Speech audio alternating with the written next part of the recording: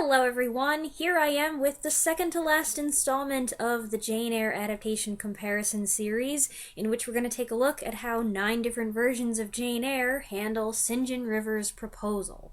In the book, this isn't just one scene, but a handful of scenes. The entire event takes up about 20 pages in my smelly, beaten-up old copy. It just seems to get smellier and more beaten up the longer this drags out, so it's a good thing we're almost done. Going from the middle of chapter 34 to the end of chapter 35. It actually leaks over a little bit into chapter 36, but details.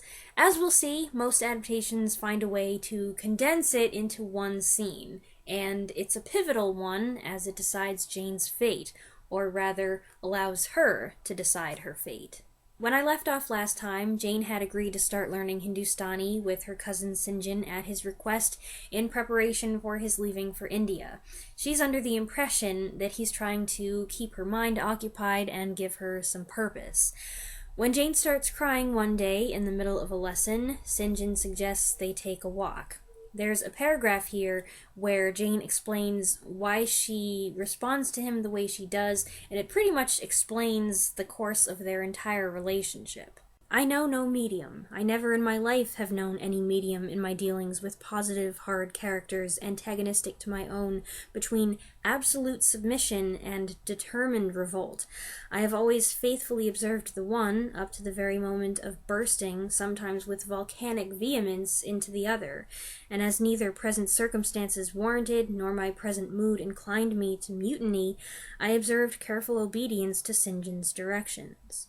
They stop to rest in a picturesque spot, and after a half hour of silence that every adaptation leaves out, wisely, St. John announces he's leaving for India in 6 weeks, and he wants her to come with him. Jane is shocked. Somehow she didn't see this coming, and her initial response marks a portentous beginning to the following disagreement. St. John says, "This is what God intended for you. You were formed for labor, not for love." Jane counters that she's not physically fit for it, she has no training, and she doesn't feel called to be a missionary. But St. John has an answer ready for every point she makes. His persuasive and complimentary arguments start to work on her, but Jane demands that he give her a couple minutes alone to think. She still has her doubts, and she's sure that she couldn't last long in the Indian climate. However, she concedes, and I'm paraphrasing here, that she doesn't exactly have a lot going on for her in England. If she were to stay, she'd probably just wait around hoping that Rochester would reappear someday. Going to work in India might be the best thing to fill the void, and if the intensity with which she'll throw herself into the work kills her, at least her life will have meant something. The hang-up is that St. John wants to marry her. Jane knows full well that he doesn't love her and never will, but that he'll go through all the marital obligations out of a sense of duty. And when I say all of them, I mean all of them. The idea of such a marriage is monstrous to her, as it should be to us, so she tells him she'll go to India with him, but as his sister, not as his wife. St. John rejects that idea. If she were really his sister, it would be fine, but since she isn't, the only proper way to go is as husband and wife. Besides, he says, a sister might any day be taken from me, if some guy comes along that wants to marry her. I want a wife, the sole helpmeet I can influence efficiently in life and retain absolutely till death. There's more back and forth, and then when he insists he needs her entire allegiance, Jane says, "Oh, I will give my heart to God. You don't want it." Before, Jane had held him in awe, but now she's starting to see him for what he is, a man as flawed as she is. The veil fell from his hardness and despotism. Having felt in him the presence of these qualities, I felt his imperfection and took courage. I was with an equal, one with whom I might argue, one whom, if I saw good, I might resist. St. John's startled by what she says, but he's still insistent, and Jane imagines her life if she did marry him. Ugh, it would never do. As his curate, his comrade, all would be right. I would cross oceans with him in that capacity, toil under eastern suns in Asian deserts with him in that office, admire and emulate his courage and devotion and vigor, accommodate quietly to his masterhood, smile undisturbed at his ineradicable ambition, discriminate the Christian from the man, profoundly esteem the one and freely forgive the other. I should suffer often, no doubt, attached to him only in this capacity. My body would be under rather a stringent yoke, but my heart and mind would be free. I should still have my unblighted self to turn to, my natural, unenslaved feelings with which to communicate in moments of loneliness. There would be recesses in my mind which would be only mine, to which he never came, and sentiments growing there fresh and sheltered, which his austerity could never blight, nor his measured warrior march trample down. But as his wife, at his side always, and always restrained and always checked, forced to keep the fire of my nature continually low, to compel it to burn inwardly and never utter a cry, though the imprisoned flame consumed vital after vital, this would be unendurable. That's some strong, independent thought for a woman in the middle of the 19th century. St. John argues how scandalous it would be for them to be together all the time and not married, and says, there is no other way, and undoubtedly enough of love would follow upon marriage to render the union right even in your eyes. A couple adaptations have Jane respond here with an indignant, enough of love? She says, I scorn your idea of love. I scorn the counterfeit sentiment you offer. Yes, St. John, and I scorn you when you offer it.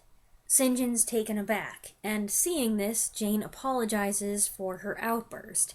He ends the conversation, but gets in the last word that if she doesn't marry him, she'll limit herself forever to a track of selfish ease and barren obscurity. St. John's so disapproving that night he snubs Jane, and she's hurt by that. Remember, she viewed him as a friend and as a brother, so she asks again for his forgiveness. He insists there's nothing to forgive, not having been offended, which is a lot of hooey. This bit really bothers me. He's clearly still holding what she said against her, and he's not honest about his feelings or about accepting her apology, nor has he sought reconciliation with her. And to me, that's an appalling thing coming from a Christian preacher. A week of agony goes by where they continue their lessons, but St. John seems to punish her with cold politeness, rebuffing every attempt she makes to reconcile. She becomes convinced that, forget the Indian climate, marriage to him might just kill her, and she tells him so during one moonlit discussion where they hash it out again. Once more, why this refusal, he asked. Formerly I answered, because you did not love me. Now I reply, because you almost hate me. If I were to marry you, you would kill me. You are killing me now. His lips and cheeks turned white, quite white. I should kill you? I am killing you? Your words are such as ought not to be used, violent, unfeminine, and untrue. They betray an unfortunate state of mind. They merit severe reproof. They would seem inexcusable, but that it is the duty of man to forgive his fellow even until 77 times. But that's not what you're doing, St. John. He's like, fine, you won't marry me? Okay, before I leave, I'll get you a position with some other missionary couple so you can keep your promise to go to India. And Jane's like, hold on, I made no such promise. I still think I'd die in India. I still don't feel led to go there. And besides, I have some unfinished business here. St. John knows she's referring to Rochester, which makes him even angrier and more self-righteous. After that, Jane has a talk with his sister Diana, who at first is thrilled to hear that he wants to marry Jane, until Jane explains what he's demanding. Right away, Diana agrees that Jane's not strong enough, and St. John would work her until she dropped dead, and she's also dismayed at how clear he's made it that he doesn't love Jane. The climactic moment in this conflict begins during their family devotions, when St. John reads with feeling from the Book of Revelation and prays for the weak-hearted and those who wander into temptation. The insinuation is clear. Left alone with Jane, he makes a final offer, and she's so overcome by the force of his words, his renewed kindness, and her own emotions that she starts to sway. Even as she acknowledges that acceptance will lead to regret, she's considering saying yes, if it's made clear to her that this is God's will. She's just about to give in when she's startled by the sound of a voice calling her name. In one of the book's most unexplainable moments, Jane hears Rochester's voice desperately calling for her, and she rushes outside, telling him she's coming and to wait for her. The adaptations usually end the scene and this entire section with this dramatic twist, and we move on to the last part of the book. But Bronte does carry the chapter a little further. Jane, with renewed confidence, takes control and tells St. John she wants to be left alone. The next morning, as she's packing, he slips a note under her door saying, "I'm going to Cambridge for a couple weeks. I know you were so close to telling me that you were going to marry me and do what I want, so I expect to hear that when I come back." And he warns her to resist temptation and to not do what she's thinking of doing, but her decision has been made. So there you have it, St. John River's proposal. Not entirely unexpected, but unexpected in how it plays out, I think. Two marriage proposals from two men who are polar opposites. Yet Jane describes herself as being tempted as strongly here as she was when Rochester tried to convince her to stay with him. Rochester offered her love without marriage. St. John offers her marriage without love. Both options are unacceptable to Jane. There's a lot that could be said about St. John's character here. I'm not sure how deep I want to go. I do think that he's a divisive character, and a lot of that, as I said last time, has to do with what we're bringing to the book, to the story. Our worldview, our spiritual views are going to influence how we see him. As a Christian, the fact that St. John is a preacher and that he wants to go be a missionary doesn't bother me, but it could bother someone else. But, as a Christian, some of the things that he says and does, the way he handles certain situations, bother me more than it might bother other people, because his actions and his words sometimes are just so flagrantly hypocritical. I do think it's funny that Jane apparently doesn't see this proposal coming. In actuality, she does seem to be the type that someone in St. John's position would view as an acceptable spouse. She's undemanding, she's tractable, she's hardworking, she's not frivolous. He doesn't know how deeply her independent streak runs, or how passionate she is under the surface. Or maybe he does suspect, but he intends to suppress her willfulness. Jane doesn't really mention it, and for the time I would hardly expect her to bring it up, or expect Charlotte Bronte to bring it up, but in contemplating marriage to St. John, you know she's got to be comparing what she had, or what she could have had, with Rochester. Rochester was an enthusiastic lover who she had to keep on a leash during their engagement. St. John is frigid, severe, and completely disinterested in her. When it came to Rosamond Oliver, his body wanted to betray him, but otherwise he seems to have a distaste for romance and intimacy. He alludes to their marital relations like an obligation, a moral and legal necessity, kind of like signing your name on the dotted line. You get the sense that maybe the idea of being with Jane, who he's not attracted to, is repugnant to him. And I imagine that for Jane, even if she does have probably a limited knowledge of stuff, the prospect of intimacy without love and affection repels her just as much. Though she at least considers him a very handsome man. I feel like she's trying not to think about it, but she can't help it. And when she's about to say yes, and St. John kind of draws her in, awkwardly, she does refer to Rochester. He surrounded me with his arm almost as if he loved me. I say almost. I knew the difference, for I had felt what it was to be loved. But like him, I had now put love out of the question, and thought only of duty. There's a lot that's distressing about this whole thing if you think about all the implications. And yes, they're cousins. There's that too. Frankly, there's enough other stuff that turns me off about this prospective marriage, like him saying, "If you don't marry me and go to India, you'll probably end up in hell," that the fact that they're cousins becomes an afterthought. I would like to reiterate, though, having said all of that I don't hate St. John Rivers. I think he has noble intentions, and in some ways, he's a better person than Rochester. But he does have some major personality defects. He's not the right match for Jane, who has gone through her life starving for love and affection, and she'd be miserable as his wife. The voice part, Jane, Jane, I wish wasn't so important to the plot because it's strange.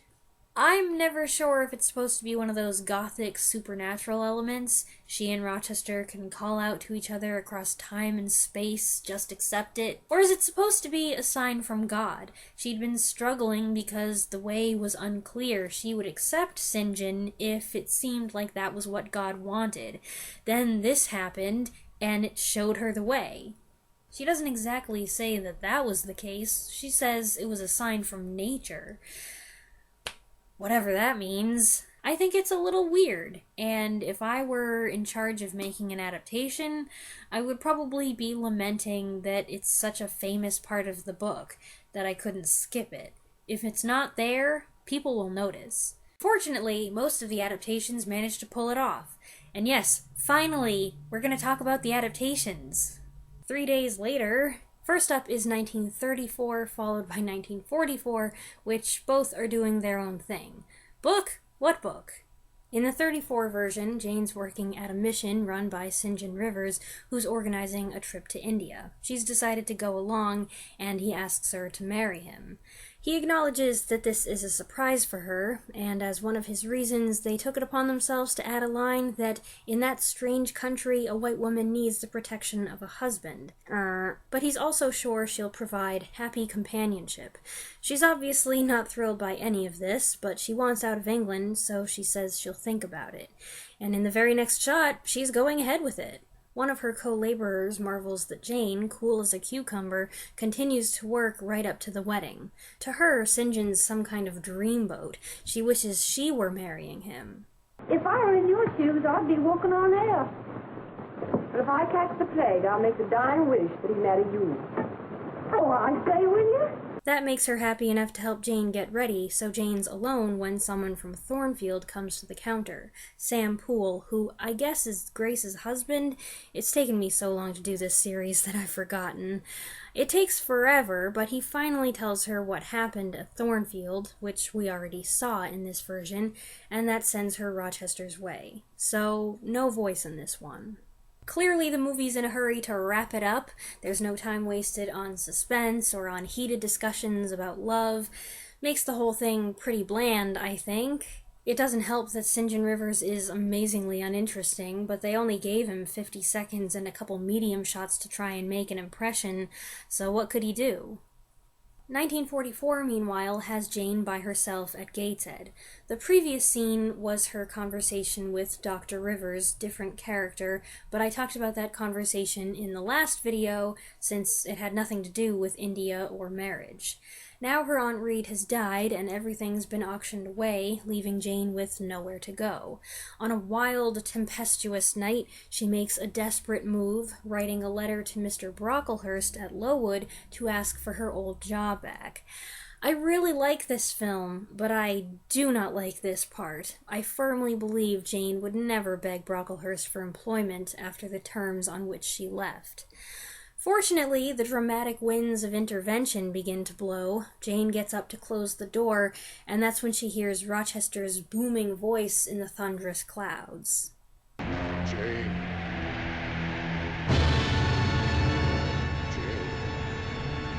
Jane. She's startled but also excited as she resolves to go back to check on him before sending her application. And that's that. If I can point out an irrelevant observation, and forgive me if I've mentioned this before, when there's a time jump, text appears on the screen, which is supposed to be from the book. It's not really. But what's bizarre is that in a couple instances, the text above and below the highlighted paragraph seems to be from an entirely different scene. It's like they typed up a few paragraphs to use for these transitions, but they put them all on the same sheet. Once I noticed it, it became very distracting. And now that I've mentioned it, it will probably distract you, too. Thank goodness, 1970 is going to get us back on track.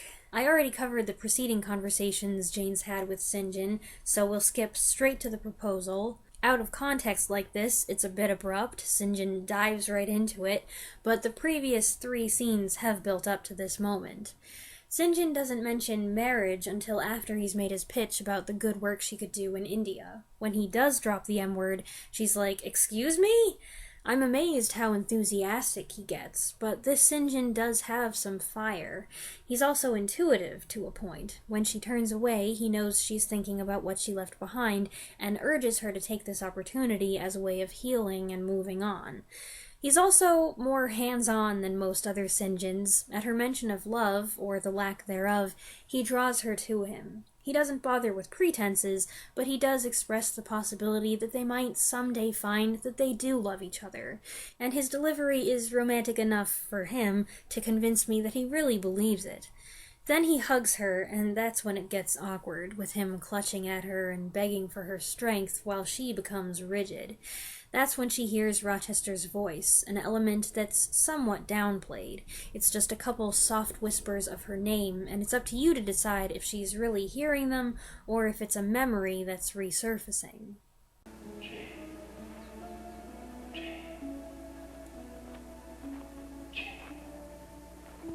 Jane extracts herself as if repulsed, but instead of taking off, she rounds on St. John, stunning him with her vehement objections to the idea of marrying someone who doesn't want her love, the only thing she feels she has to offer. As she leaves him, St. John protests that she's rejecting God, and she counters that no, she's finding him.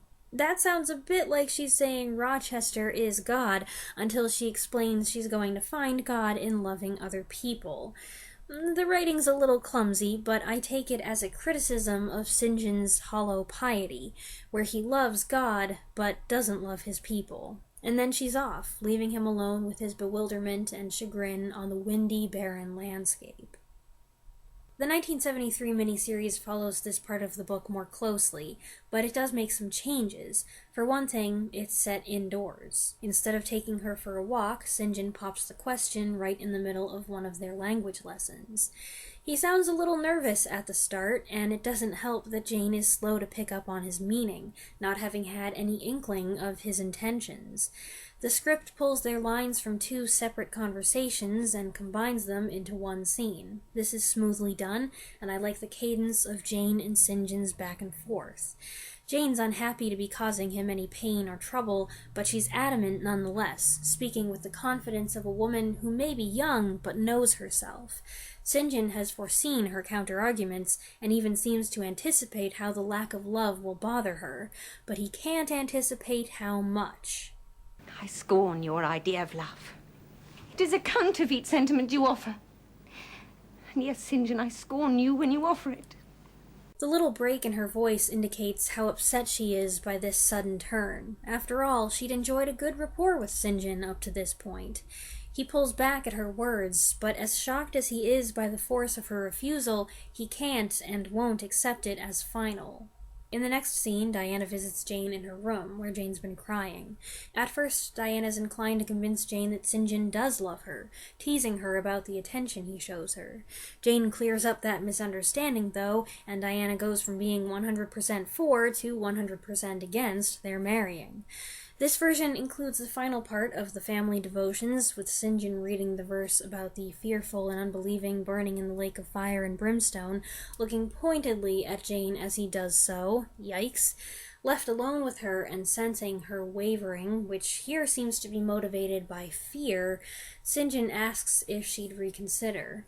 Jane starts to relent, and this pseudo-embrace isn't as awkward as the 1970 one, but before she accepts, she begs God for clarity, and that very second, she hears Rochester's voice. Jane. Jane. I'm coming. Jane. When Jane starts answering him, St. John looks at her like she's crazy. Understandable, he can't hear anything. She rushes outside, promising to come, and St. John follows, trying to snap her out of whatever disturbing fit is possessing her, but it's no use. As a book fan, I find this sufficiently satisfying. The miniseries are always going to have the advantage of time, more time to introduce St. John, to explore his motivations, to develop his relationship with Jane. Thus, they can incorporate the dramatic clash of ideologies and beliefs and wills that you find in the book. But the films, by having to condense everything, do have their own dramatic advantage, where everything comes to a head in one scene just before the finale. The two treatments vary so much that I feel like I'm comparing apples and oranges here. I think the 1983 version has the nicest setting for the proposal. It's a gorgeous spot, though the actors have to compete with the sound of running water in the background. If I were Jane, I'd be wondering, as St. John abruptly stops, tells her to sit and rest, and walks away, why he's acting so weird.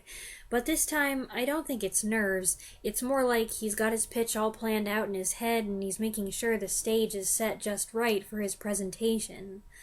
Props to this St. John for getting down on one knee. His complimentary assessment of her character is so sincere that it's no wonder she hesitates and has to ask him for time to think. If a guy lays out all your good qualities like that, it's harder to turn him down. St. John gives her some space, though, and Jane privately voices her struggle, debating her feelings while he poses against the rocks. I like Clark's delivery of Jane's lines here, her "I will give my heart to God, you do not want it." But it's his enough of love remark that really touches a nerve. "I scorn your idea of love. I scorn the counterfeit sentiment. Yes, St. John, and I scorn you when you offer it." She's small, but she's fiery. St. John completely shuts down then, his injured pride barely allowing him to shake her hand. The next scene brings Briggs back to get Jane's signature on some papers. When she mentions Rochester, Briggs at first seems reluctant to go down that road, but seeing her attitude, he changes his mind and tells her what little he knows. Briggs offers to send a letter to Rochester on Jane's behalf, but horrified, she begs him not to. She wants to be sure that he's okay, not to let him know where she is. Next scene, Jane seeks St. John for reconciliation. This is the only adaptation to have a clear division of these two scenes as played out in the book. St. John stands very still, but betrays his feelings, his cold anger and bitterness, in the way he says, "And you will not marry me." Jane's reasoning that if she's not formed for love, then she must not be formed for marriage either, shows that, for her, love and marriage are entwined. People who are married should love each other. That's not the case in St. John's mind, which means they disagree on the very meaning of marriage. St. John here seems to despise Jane for still thinking of Rochester and wanting to seek him out.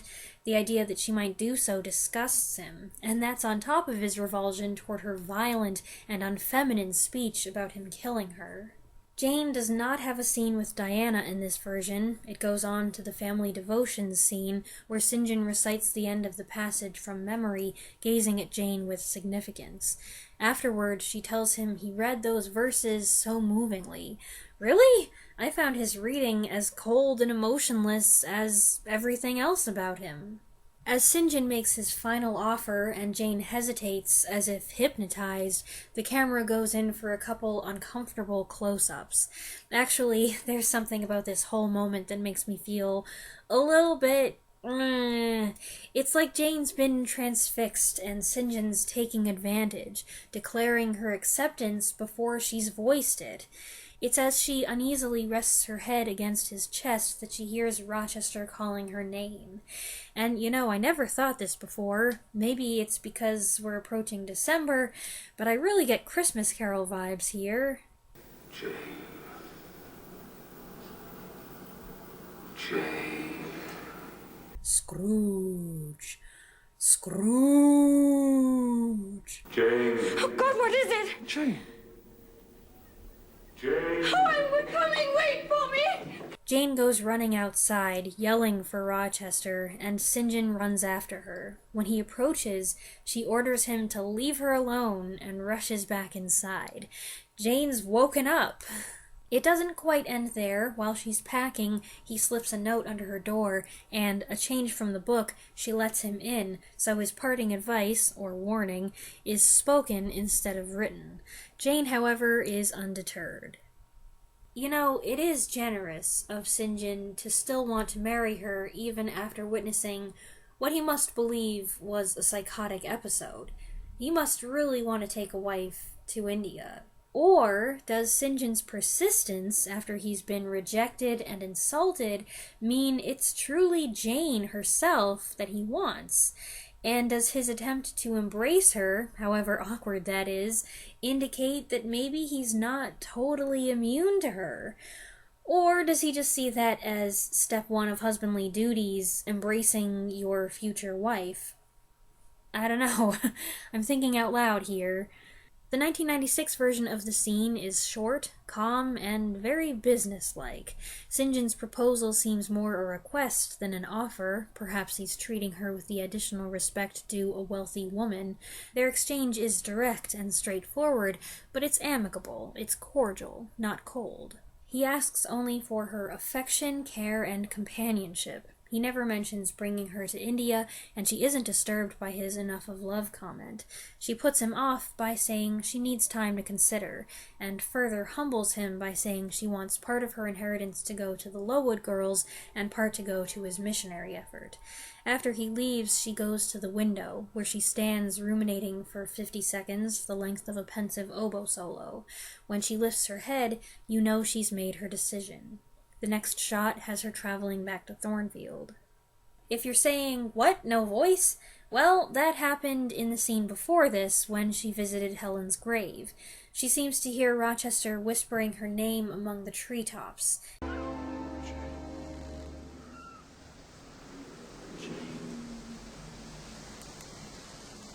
It's spooky and very vague, like it might not have been real, and then it fades to the scene with St. John.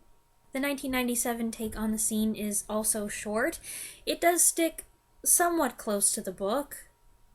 Diana's just gone to bed, and St. John grabs the opportunity. He stumbles a little over his opening, but he warms up to it.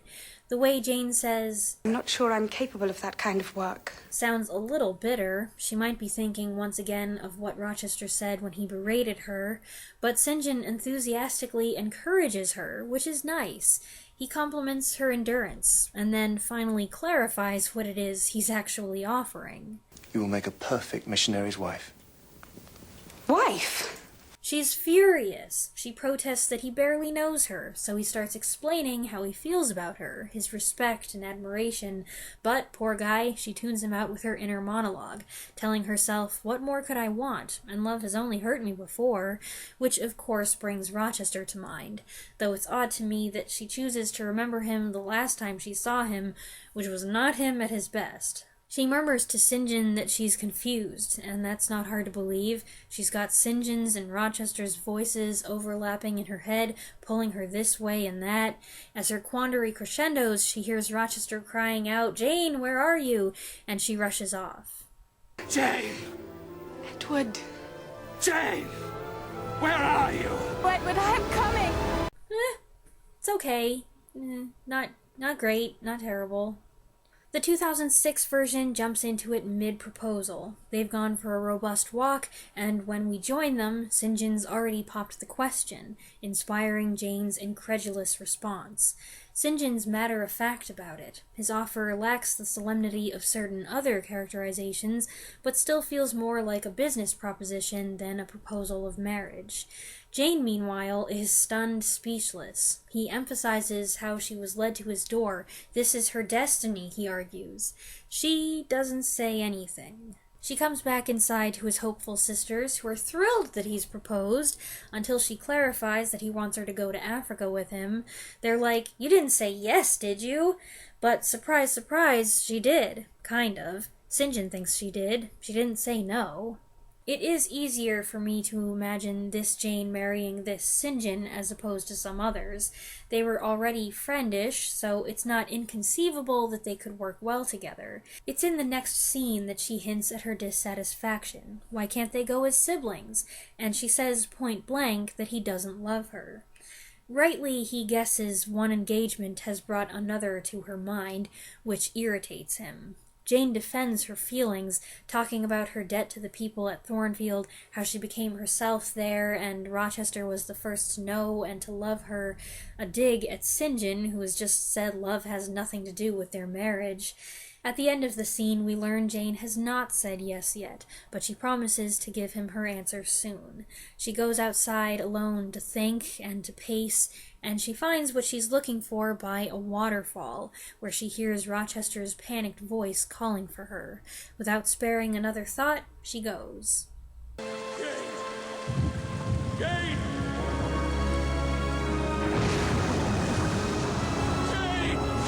It's funny, before I started working on this video, I was thinking the 2006 version of St. John's proposal is pretty close to the book. It's actually not. And here we go, 2011. This proposal scene is broken up in two parts as well, but done differently than any other. The first part, the actual proposal, occurs at night in the hall outside her bedroom. Jane's initial response is that she's not fit to go to India, but he says he trusts her and knows this is what she was intended for. He leaves her, full of confidence that she'll say yes, and she appears to stay up all night trying to decide what in the world to tell him. The next morning, she meets him outside, and look at this scenery, and she gives him her ultimatum. She'll go to India on the condition that she can be free. That must be the case because she only loves him as a brother. I don't know if he's affronted that she doesn't find him appealing as a prospective mate, or he's annoyed that this isn't going the way he expected it to, but St. John turns sour pretty quick. When I think of Jane's indignant response to his enough of love line, I picture this scene. And undoubtedly enough of love would follow. Enough of love? Are you kidding me? What does that even mean? And the more he says, the more disgusted she is. Yes, quite enough. Of love? Yes. In all its forms. What's odd is that I feel like there are a few times in this adaptation where he does exhibit some interest in her. He's one of the few St. Johns who seems to be aware that she's a woman. So why not say that? Why not be a little more complimentary? She begs him to give up the idea of marrying her, but he stubbornly insists on it. Unless I missed something, this version then becomes only the second, after 1983, in which Jane tells him that marriage to him would kill her, and St. John's revolted. So now they're disgusted with each other. He then accuses her of holding back because she's still pining for Rochester. He dares her to speak his name, angrily and mercilessly prodding at her still aching heart. But at that moment, she hears Rochester whisper her name. Why have you not yet crushed this lawless passion? As St. John continues to rail against her, she turns her back, answering Rochester's call and searching desperately for another sign of him. I think 2011 did a good job condensing the scene and keeping it climactic.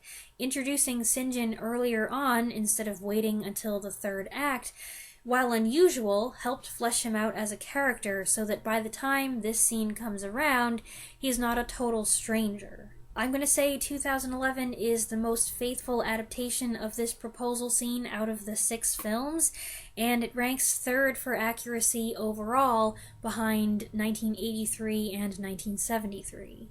There's a huge discrepancy here between films and miniseries, of course. The amount of time spent on the sequence in the films ranges from about 1 to 3 minutes, while the 73 mini gives it about 10 minutes, and the 83 mini gives it even more. The 2006 miniseries is the outlier. Plenty of time is spent on Jane's stay with the Rivers and getting to know St. John, but the marriage conflict itself only gets about 4 minutes. That's surprisingly short. It's also interesting to me how much or how little the adaptations have emphasized the voice over the years.